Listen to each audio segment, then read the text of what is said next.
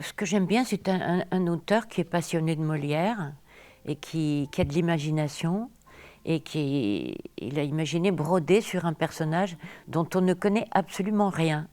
On sait qu'elle a existé, qu'elle est née et qu'elle est morte à 50 ans et plus, je ne sais plus exactement, qu'elle s'est mariée sur le tard donc, et qu'elle n'a pas eu d'enfant. Alors il imagine cette femme qui est quand même l'unique fille de Molière et qui n'a pas voulu faire de théâtre et qui n'a pas voulu d'enfant. C'est lui qui imagine.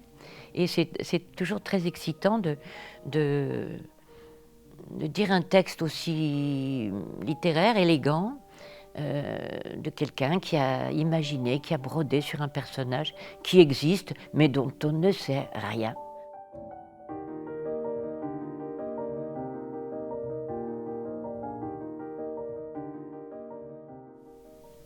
L'habillage d'un acteur est toujours une cérémonie joyeuse et funèbre. C'est un rite presque religieux, comme celui d'un chevalier armé de force et de vigueur qui s'habille pour un tournoi où sa vie est en jeu.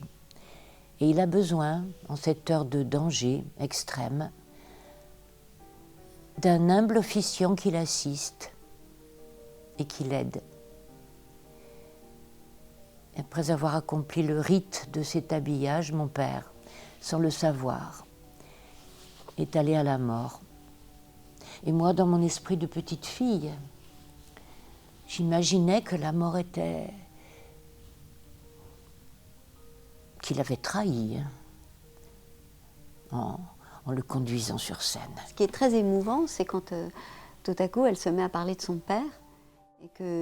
Parce qu'au départ c'est un personnage qui arrive, on n'est pas forcément, on ne sait pas qui elle est. Et puis petit à petit on comprend qu'elle est la fille de Molière.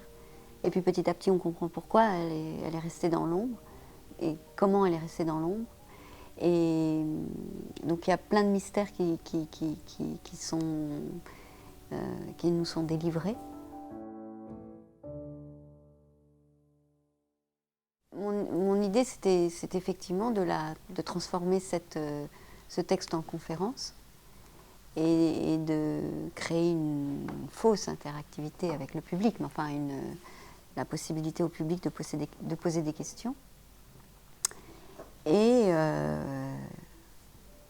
oui, et puis quand on regarde, on dit ce qu'on préfère voir, ce qu'on préfère entendre, donc on impose certainement une façon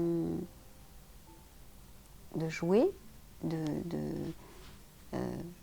tout en respectant évidemment l'immense interprète qu'on a en face, mais en lui disant justement dans toutes les possibilités qu'elle propose, dans tout ce qu'elle propose, ce qu'on préfère.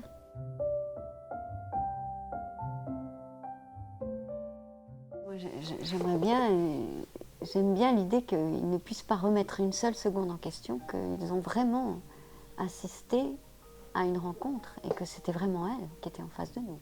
Ça, c'est ce que je préférais.